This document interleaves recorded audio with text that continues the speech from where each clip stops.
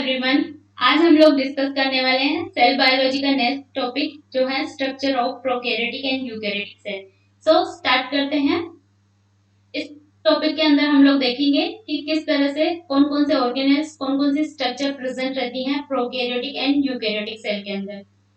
तो ये एक प्रोकैरियोटिक सेल है जिसके अंदर हम लोगों ने लिया है एक रॉड शेप बैक्टीरिया। ये एक रॉड शेप बैक्टीरिया है। तो इसके सबसे आउटर साइड में प्रेजेंट होता है कैप्सूल। कैप्सूल क्या करता है, डेजिकेशन से प्रिवेंट करता है बैक्टीरियल सेल को, और इसके अलावा ये क्या करता है, वायरुलेंस कोज करता है। इट मींस कुछ डिजीज कोज करता है होस्ट सेल के अंदर। इसके अलावा सेल वॉल जो बनी होती है पेप्टाइडोग्लाइकेन से।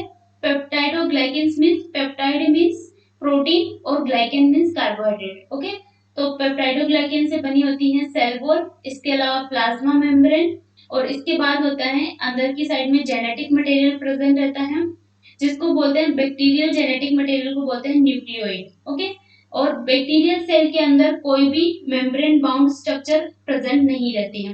ओके, तो इस तरह से जेनेटिक मटेरियल को देख सकते हैं, यहाँ पे कोई भी लेयर प्रेजेंट नहीं है, ये इसी तरह से ऐसे ही बिखरा हुआ है बैक्टीरियल सेल के अंदर। इसके अलावा यहाँ पे एक एक्स्ट्रा क्रोमोसोमल जेनेटिक मटेरियल या फिर एक्स्ट्रा क्रोमोसोमल डीएनए प्रेजेंट रहता है जिसको बोलते हैं प्लाज्मिड। प्लाज्मिड क्या होता है, डबल स्ट्रैंडेड डीएनए होता है जो कुछ स्पेसिफिक जीन को कोड करता है। इसके अलावा यहाँ पे इंक्लूजन बॉडी होती है जो क्या होते हैं, कुछ ऑर्गेनिक और इनऑर्गेनिक फूड पार्टिकल्स होते हैं जो क्या करते हैं, स्टोरेज करके रखते हैं फूड को। ओके, देन राइबोसोम, जो बैक्टीरिया के अंदर राइबोसोम प्रेजेंट होता है वो होता है 70s टाइप का राइबोसोम।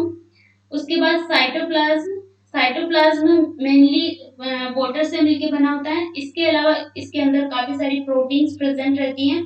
प्रोटीन्स क्या करती हैं, इस बैक्टीरियल सेल की जो भी मेटाबॉलिक एक्टिविटी है या फिर कोई रिप्लिकेशन, सारे प्रोसेस को करवाती है प्रोटीन्स। ओके, तो साइटोप्लाज्म के अंदर काफी सारी प्रोटीन्स प्रेजेंट रहती हैं। इसके अलावा इसमें कुछ प्रोजेक्शंस भी निकले रहते हैं बैक्टीरियल सेल में। इसमें फर्स्ट प्रोजेक्शन है फिम्बरी।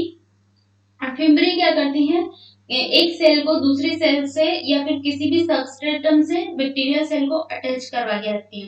ओके, तो फिम्बरी का मेन फंक्शन है कि ये क्या करेगी, सेल को अटैच करवा के रखेगी किसी सबस्ट्रेटम से। इसके अलावा पाइलस, ये पाइलस थोड़े लॉन्ग स्ट्रक्चर होती है फिम्बरी से, जो क्या करता है, इसको सेक्स पिलाई भी बोलते हैं क्योंकि ये एक सेल से दूसरी सेल में जेनेटिक मटेरियल को ट्रांसफर करता है। लाइक हम लोग देखते हैं कि एक्टोबैक्टीरियम के अंदर जो टीआई प्लाज्मिड प्लांट सेल के अंदर ट्रांसफर होता है वो भी किसके थ्रू होता है, पाइलस के थ्रू।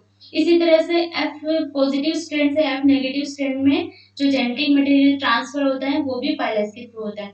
अभी हम लोग देखेंगे कि एफ पॉजिटिव क्या होता है और एफ नेगेटिव स्ट्रैंड क्या होती है।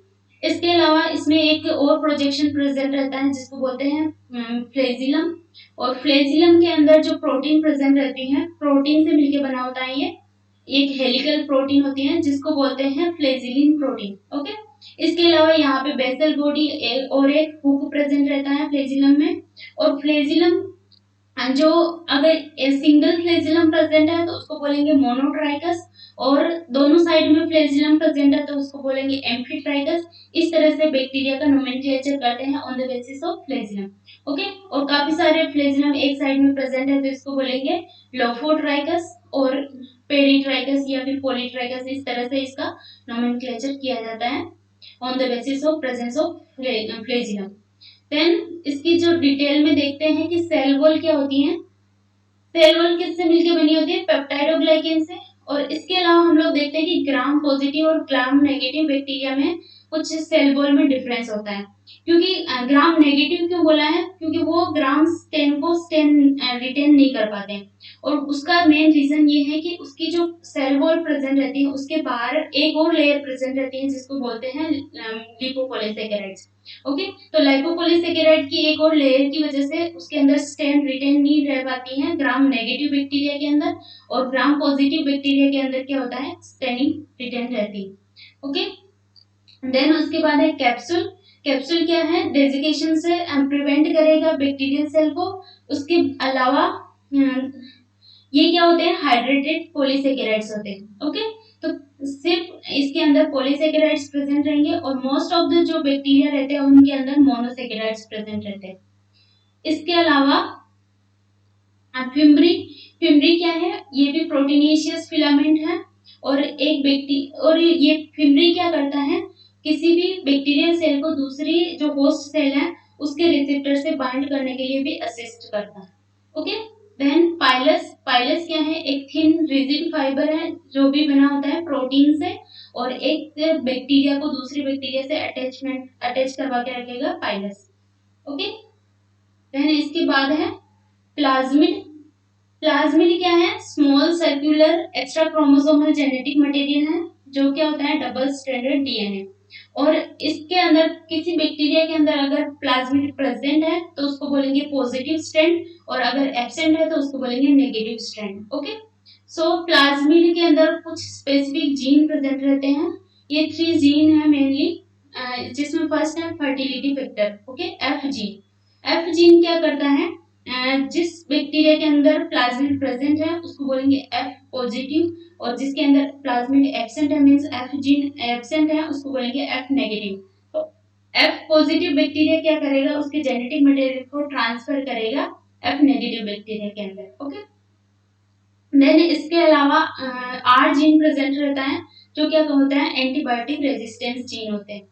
इसके अलावा कोल जीन होते हैं जो क्या होते हैं, इसके ये एक प्रोटीन को कोड करते हैं जिसको बोलते हैं बैक्टीरियोसिन प्रोटीन।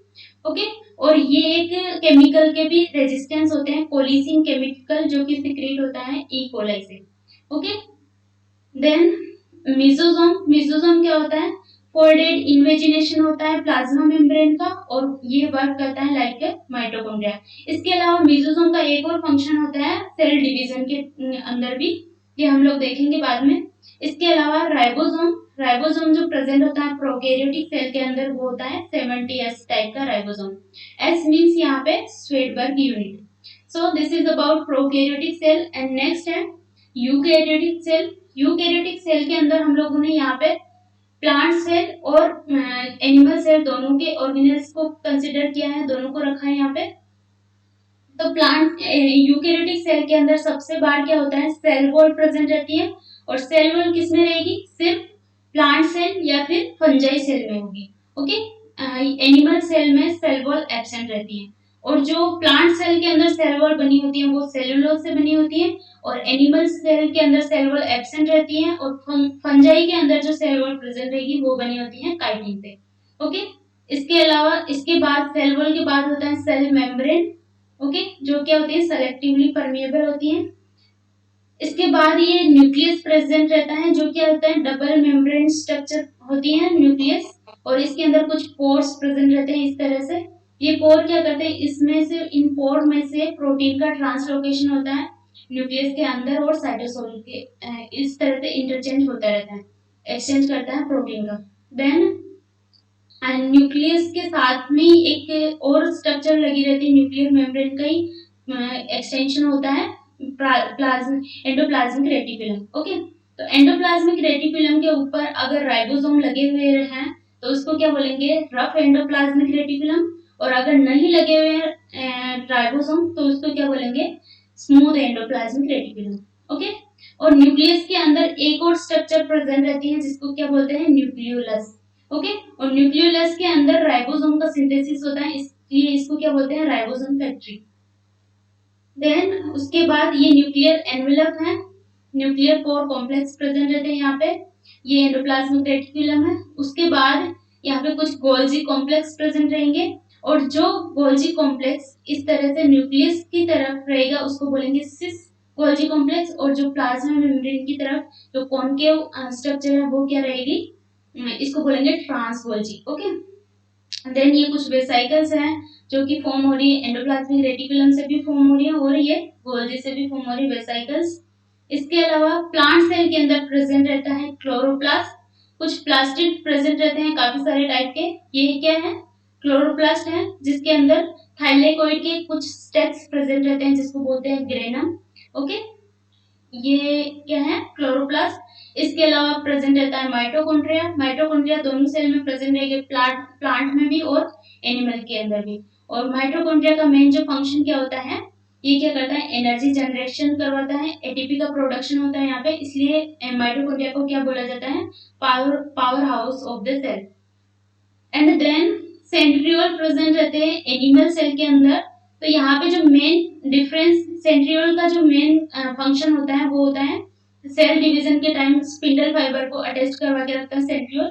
तो यहाँ पे जो डिफरेंस होगा प्लांट सेल और एनिमल सेल के अंदर वो क्या होगा, प्लांट सेल के अंदर सेल वॉल प्रेजेंट रहती है लेकिन एनिमल सेल के अंदर सेल वॉल एब्सेंट रहती है। इसके अलावा प्लास्टिड प्रेजेंट रहता है प्लांट सेल के अंदर लेकिन एनिमल सेल के अंदर एब्सेंट रहेगा। और इसके अलावा सेंट्रियोल प्रेजेंट रहता है एनिमल सेल के अंदर लेकिन प्लांट सेल के अंदर सेंट्रियोल एब्सेंट रहेगा। सो ये है यूकेरियोटिक और प्रोकैरियोटिक सेल के बारे में। अब हम लोग देखेंगे नेक्स्ट वीडियो के अंदर इन सारे पर्टिकुलर एक एक ऑर्गेनेल्स के बारे में और इनका जो मेन फंक्शन क्या है, और उसके अलावा इसमें प्रोटीन का ट्रांसलोकेशन टारगेटिंग कैसे हो रही है, उन सब के बारे में डिस्कस करेंगे नेक्स्ट वीडियो के अंदर। सो this is about prokaryotic and eukaryotic cell structure. I hope you like this video. Thank you so much.